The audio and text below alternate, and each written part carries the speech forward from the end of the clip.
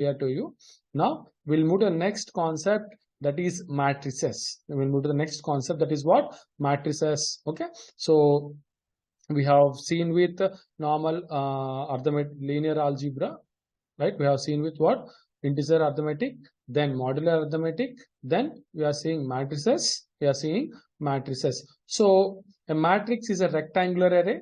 A matrix is a rectangular array of L into M elements, L into L elements, in which L is number of rows. We consider L is what? Number of rows, and we consider M as what? M as what? Number of columns. We all know that. We already from our +2 or in our SSC or like that. L is number of rows, and always a matrix is going to be represented by using an capital letter. By using an capital letter. The elements, if you want to represent, we call it as represent by using Aij. What does Aij says is element at the location ith row and jth column. So how we are going to represent a matrix is like this is. So consider A is equal to in the square parenthesis. This is how we are going to represent the matrix. This represent the matrix. So we call it as 1, 2, 3, so on n. Consider these are all considered as rows.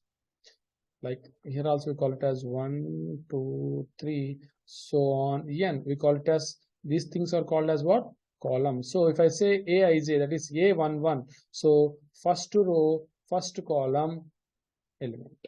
Okay, if I say it is A23, second row, third column. So always whenever we want to point out a element in a matrix, we represent with the Aij, where I represents to the ith row and j represents to the jth column.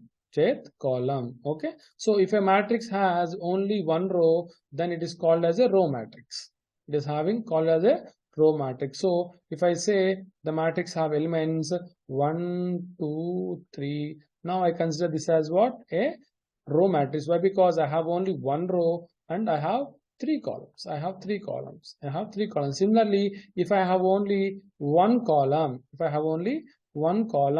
I can call it as an column matrix. Okay, but if L is equal to M, that is number of rows equal to number of columns, then I call that matrix as square matrix. I call it as what? Square matrix. And it will have the same number of rows and columns and all the elements, that is A11, A12, A11, A22, A33, so on, MM will form the main diagonal. Now let us consider, if you consider this as a square matrix of size 3 by 3, A1, 2, 3, 1, 2, 3, right? Now I can refer this first value as A11, A12, A13. I can refer this was at A21, A22, A23.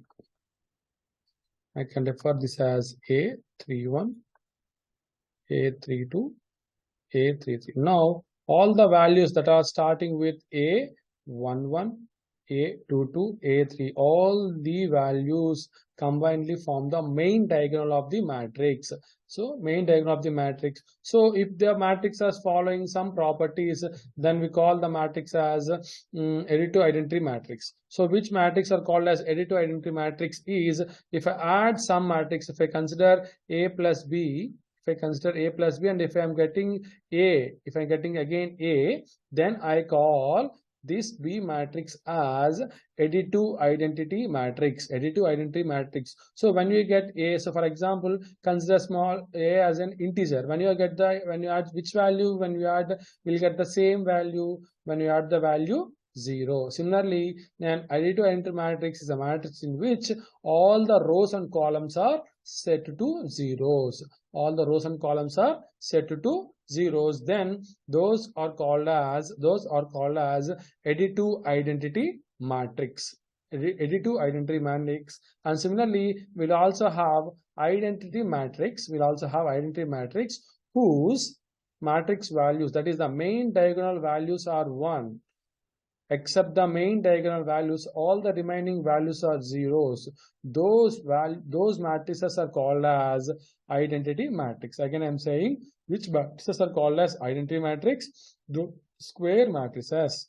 Those square matrices whose main diagonal elements are ones and the remaining all values are zeros.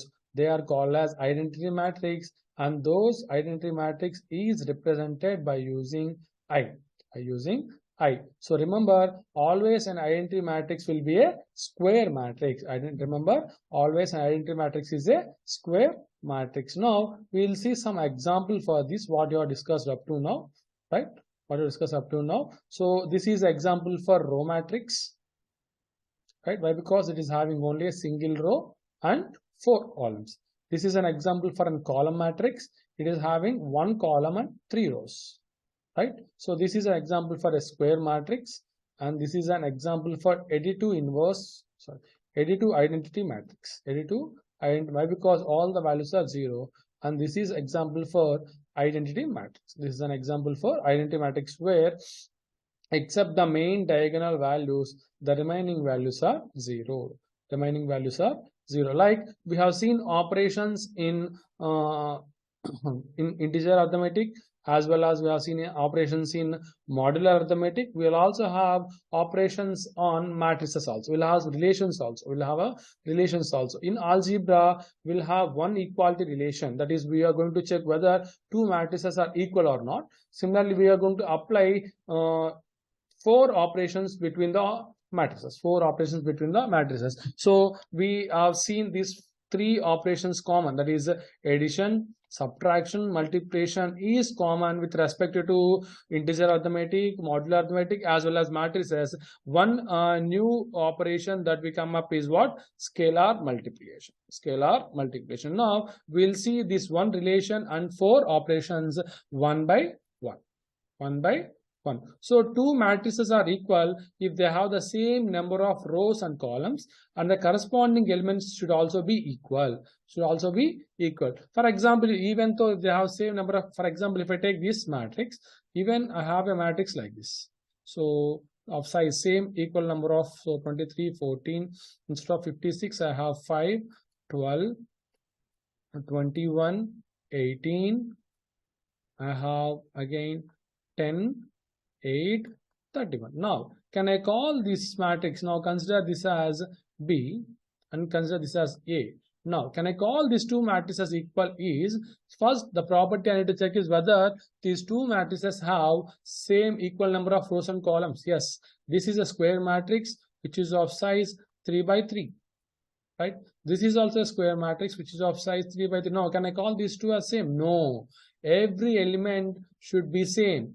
If A11 should be equal to A11 in B, A12 it should be equivalent to A12 in B, A13 in A should be equivalent to B13, right? B13. Now 23, 14 are equal, but here it is 5, here it is 56. So I can say these two matrices are not equivalent. So when we are going to say two matrices equal is when they have equal number of rows and columns. This is the first criteria. Then followed by every element in first matrix should be having the same value in its position in the second matrix. Then we are going to say two matrices are equal matrices. Okay. Now we'll see the addition operation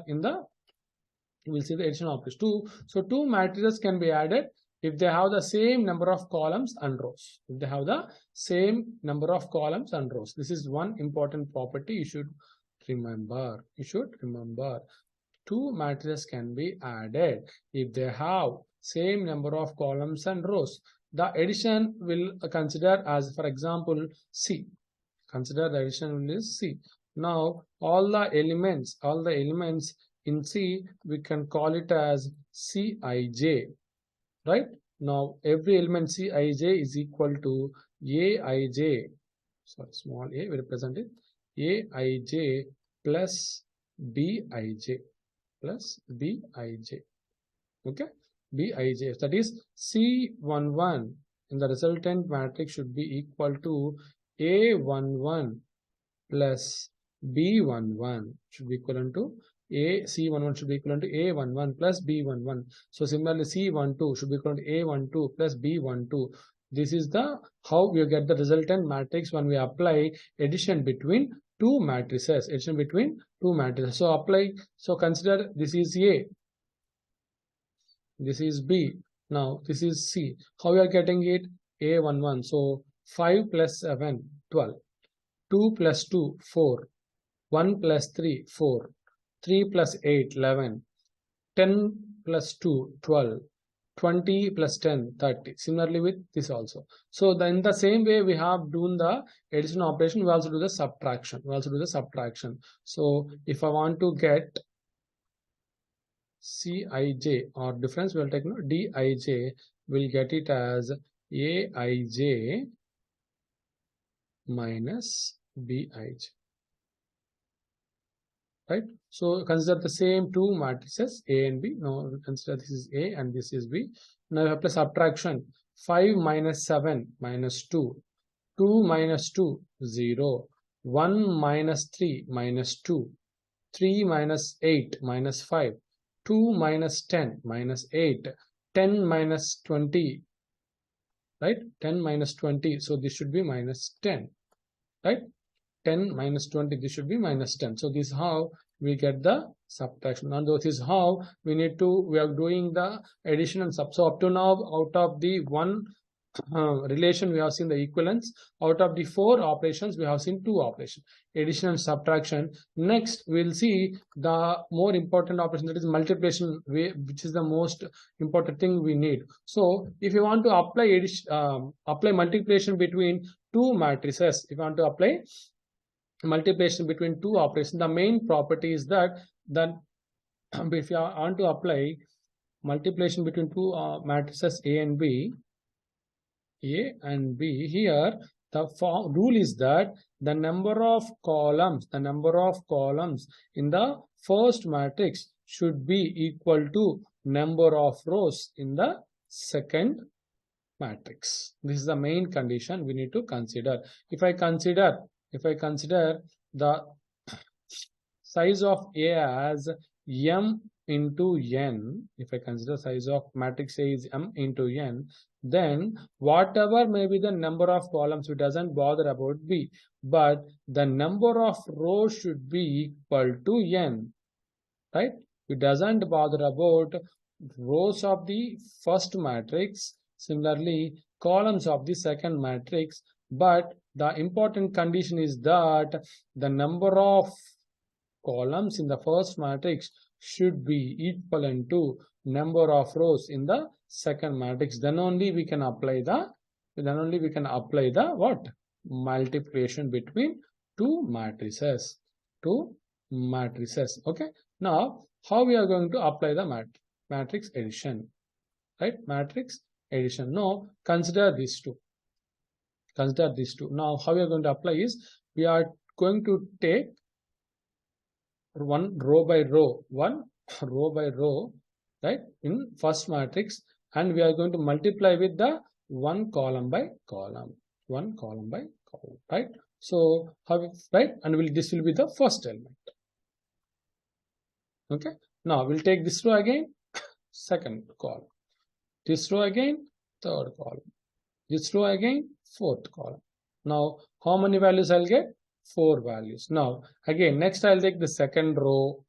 And again I'll multiply the first column, second column, third column, fourth. Again get 4 elements. So what is the size? What if I say my matrix A and B size are like this, right? So I am multiplying two matrices of size m by n and n by p.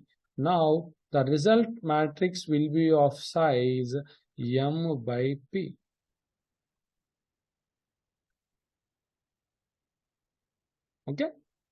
Okay, right.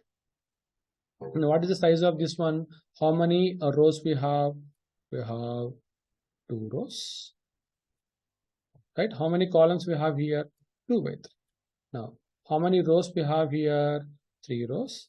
How many columns we have? 4. Now we need to check the first condition. You want to apply multiplication. What is the first condition? We need to check whether the number of columns in the first matrix is equal to number of rows in second. Yes, is equal. Now the resultant will be of 2 by 4. So if you apply, what is the size of this one? 2 rows and 4 columns. Now how we are going to get, right, this is 53, how we are going to get the first element, how we are going to get the first element. So I told you, no, to get the first element we need to do first row of the first matrix with the first column of the second matrix. So 5 into n, so 5 into 7 plus 2 into 8 plus 1 into 2, so 35 plus 16 plus 2. So 51 plus 2, it is 53. So this is how we got the 53. Now, if we consider about the second element, how we are going to get first row with the second column. So 5 into 3 plus 2 into 0 plus 1 into 3. Now 5 3s are 15 plus 0 plus 3, that is 18. So this is how the matrix multiplication is done. This is how the matrix multiplication is done. Now we are going to see the fourth operation, that is scalar multiplication. Scalar value means we'll take an integer value, either an integer value, and multiply the entire matrix. So we'll see that now, right? This is about the scalar multiplication. Now we can also multiply a matrix by a number. I call it as a scalar. Call it as a scalar. Now if you take this A, if you take this A, if you take a matrix A, and if you want to do n into A, that is this n is the scalar, the resultant will be like every value within every ij value within the matrix A, that is every ij will be multiplied with the scalar value n. The scalar value n. Now, if you see this example, we have this A as a matrix. Now, we're multiplying with the scalar. Now, what happens? The resulting should be 3 into 5, 15, 3 into 2, 6, 3 into 1, 3, 3 into 3, 9, 3 into 2, 6, right? 3 into 4, 12. So, this is how scalar multiplication is done. This is how scalar multiplication is done. So totally for the matrices, we have seen one relation, that is equal relation, and 4 operations. Those are addition, subtraction, and then multiplication and scalar multiplication. Now, as we have seen inverses in the modulo arithmetic, in multiplication also will have inverses. So if a matrix want to have an L2 inverse, it should satisfy one formula. That is, if I consider A, the L2 inverse will be B, and if I add those two A and B, the value should be equal to 0. That is equal to, I should get an additive identity matrix. I should get what?